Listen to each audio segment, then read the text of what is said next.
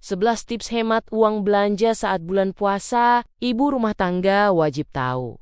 Sebelum lanjut, yuk klik tombol subscribe dan share, serta like, biar nggak ketinggalan video terbaru dari kami. Dan kalau kamu suka, bisa klik tombol thanks atau terima kasih di kanan bawah ya. Dan juga kalau kamu punya ide tema video berikutnya, langsung aja tulis komen di bawah ya. Yuk kita lanjut lagi. Apa kabar ibu-ibu semua? Semoga sehat dan tangguh selalu ya. Bu, bulan puasa itu sering dipromosikan sebagai bulan menahan diri. Tapi kenyataannya justru banyak dompet yang ikut puasa tanpa izin. Niat awal mau hidup sederhana malah berubah jadi lomba. Siapa meja bukanya paling penuh?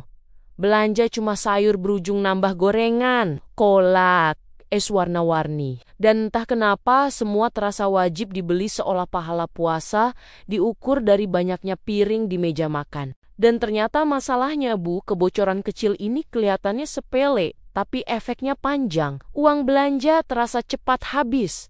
Hati mulai gelisah.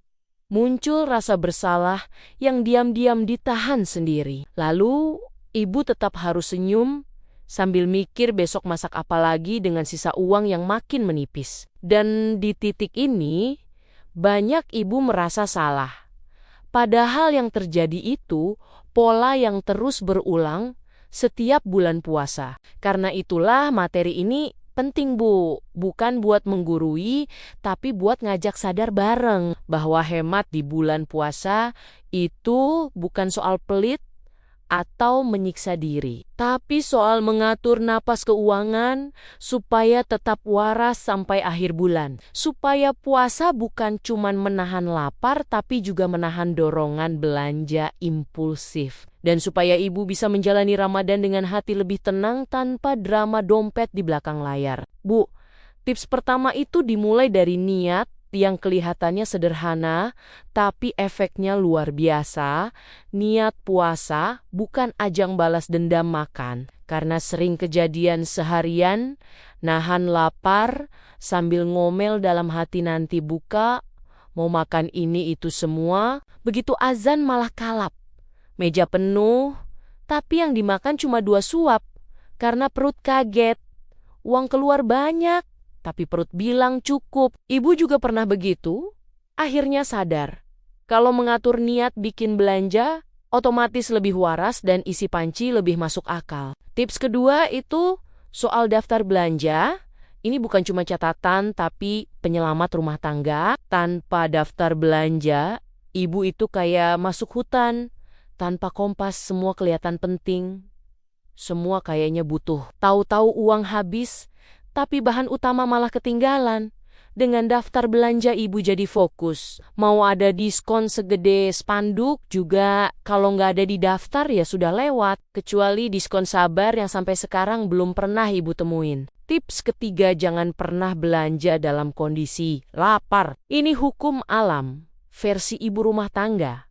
Mata dan perut kerja sama menjebak dompet. Gorengan kelihatan seperti makanan chef hotel bintang 5, minuman manis seolah obat segala penderitaan hidup. Padahal setelah buka cuma diminum seteguk, sisanya jadi penghuni kulkas sampai basi. Belanja setelah makan itu bikin ibu lebih rasional dan dompet lebih aman dari keputusan impulsif. Tips keempat itu atur menu seminggu. Nggak perlu cantik, nggak perlu estetik, cukup kertas dan pulpen, tulis sahur dan buka.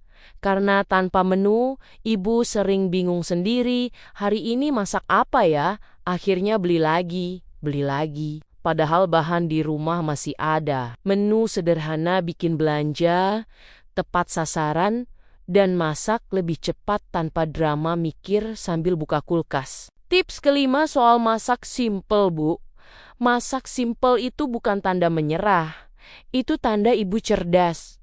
Enggak semua hari harus 3 lauk plus camilan. Kadang 1 sayur bening, 1 lauk goreng, sambal itu sudah bikin keluarga kenyang dan bahagia. Keluarga itu butuh kehadiran ibu yang tenang, bukan ibu yang capek karena ngejar menu sempurna, tapi dompet menjerit. Tips ke-6, kurangi beli takjil di luar. Ini ujian iman level berat. karena tiap sore jalanan berubah jadi festival jajanan. Semua manggil-manggil. Ibu pernah bilang, cuma lihat, pulangnya bawa 1 tas penuh. Padahal di rumah ada pisang, bisa digoreng sendiri. Bikin takjil di rumah memang butuh niat.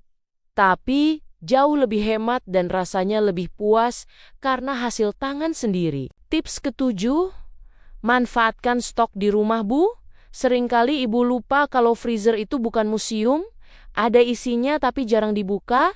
Ayam sisa minggu lalu, tempe yang masih bagus, sayur beku yang bisa diolah. Sebelum belanja coba cek dulu. Kadang tanpa keluar uang pun kita masih bisa masak enak dan merasa menang lawan keadaan. Tips ke-8, jangan tergoda promo tanpa hitung. Diskon itu pintar banget. Tulisannya hemat, padahal isinya jebakan. Beli 2 gratis 1, padahal kita cuma butuh 1. Akhirnya yang gratis malah jadi sampah makanan. Hemat itu bukan soal harga murah, tapi soal kebutuhan. Kalau nggak dibutuhkan, ya tetap boros. Meski diskon. Tips ke-9, sisihkan uang belanja harian di awal. Sedikit tidak masalah, jangan tunggu sisa, karena sisa itu sering tidak pernah ada. Ibu bisa pisahkan receh atau nominal kecil, simpan di amplop atau dompet khusus. Efeknya bukan cuma di uang, tapi di hati. Karena ada rasa aman walau kecil. Setidaknya kalau ada kebutuhan mendadak, ibu tidak langsung panik. Tips nomor 10, ajak keluarga ikut hemat. Ini penting supaya ibu tidak merasa sendirian. Ngobrol santai sama suami, dan juga perlu melibatkan anak. Jelaskan kalau bulan puasa ini kita belajar hidup sederhana dan menahan hawa nafsu, bukan pelit tapi bijak. Kalau semua paham, ibu nggak perlu jadi polisi anggaran sendirian di rumah. Tips ke-11, jangan keras sama diri sendiri, Bu. Kalau hari ini masih kebobolan beli takjil atau jajan berlebihan, nggak apa-apa. Ibu juga manusia, bukan mesin pengatur keuangan. Yang penting sadar dan pelan-pelan diperbaiki. Karena ibu yang baik itu bukan yang sempurna, tapi yang mau belajar, meski sambil ketawa sendiri melihat struk belanja yang kepanjangan. Bu, di bulan puasa ini, kita sedang belajar versi dewasa dari bukan cuma menahan lapar, tapi juga menahan tangan supaya tidak refleks masukin barang ke keranjang belanja. Karena ternyata godaan terbesar bukan cuma gorengan sore hari, tapi tulisan promo yang hurufnya lebih besar dari kekuatan hati. Dan dari situ kita sadar kalau hidup hemat itu bukan soal kuat-kuat menolak, tapi soal tahu kapan cukup dan kapan berhenti. Karena dompet juga punya perasaan dan dia capek kalau terus ditekan. Bu, kalau ada hari di mana rencana hemat sedikit meleset, jangan langsung menghakimi diri sendiri seolah baru saja bikin dosa besar tingkat nasional. Karena ibu bukan mesin pengatur keuangan. Ibu manusia yang kadang lapar, kadang capek, dan kadang pengen jajan tanpa mikir panjang.